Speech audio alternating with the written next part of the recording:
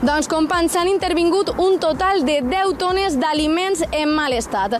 Els agents de la Guàrdia Civil han dut a terme un registre a una botiga d'alimentació minorista d'ací del polígon La Cova de Manises en col·laboració amb els agents de control oficial de la Conselleria de Sanitat. Els aliments incautats no estaven etiquetats en cap idioma europeu i a més tampoc presentaven cap informació respecte als al·lèrgens, el que impedeix i dificulta als consumidors a triar de forma correcta els productes que van a consumir. A més, i és que totes aquestes dades són exigides per la legislació alimentària vigent. I per una altra banda, i molt més important, els aliments tampoc respectaven les mesures de fred requerides. I inclús, de fet, una de les càmeres de refrigeració, la que contenia productes d'origen animal i vegetal, no funcionava. Inclús hi havia productes que la data de caducitat i de consum preferent ja havia expirat. De moment, la càmera de congelació s'ha precintat com a mesura cautelar i, a més, s'han intervingut 99